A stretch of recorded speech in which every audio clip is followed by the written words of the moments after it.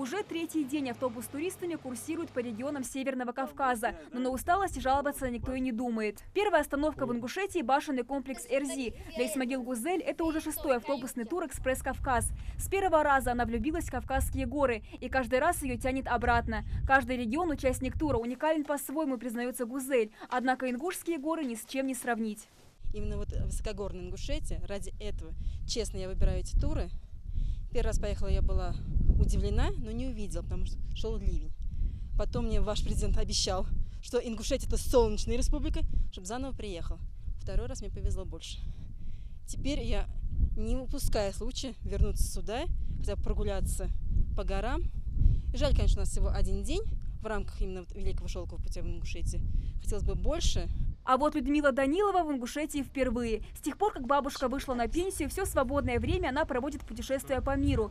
В свои 80 лет она успела побывать в Индии, Африке, Японии и в странах Европы. По России Людмила путешествует не так часто, но «Экспресс Кавказ» сразу привлек внимание женщины. Людмила давно хотела полюбоваться Кавказскими горами и познакомиться с традициями и обычаями народов, проживающих здесь. Восхождение к башенным комплексам Людмила решила пропустить, боится не осилит. Впрочем, это даже к лучшему, ведь и на равнине Людмила смогла познакомиться с местными жителями и лично оценить ингушское гостеприимство. С удовольствием потратила эти часы. Я поднялась наверх, походила, посмотрела, побеседовала. Пригласили в гости меня даже. Сказал, где его домик. Я говорю, ну спасибо, только мы уезжаем. Так что подтверждается кавказское доброжелательство и гостеприимство.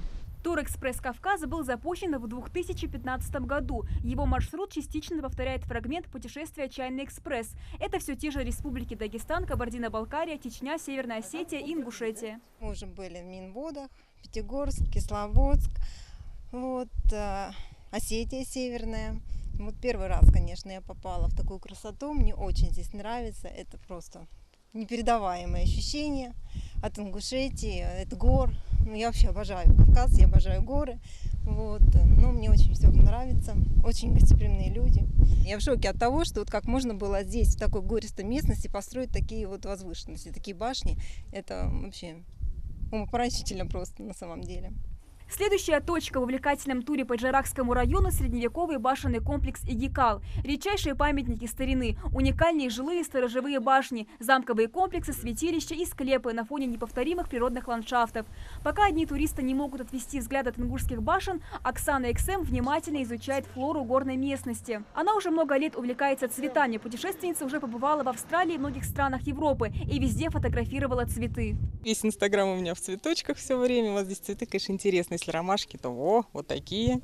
Вот я там фотографировала гвоздики. У меня девочка, она из Владикавказа знакомая. Она мне у нее на даче посадила у себя. Она в Москве тоже живет. Посадила у себя в Владикавказске вот эти ваши гвоздики красивые.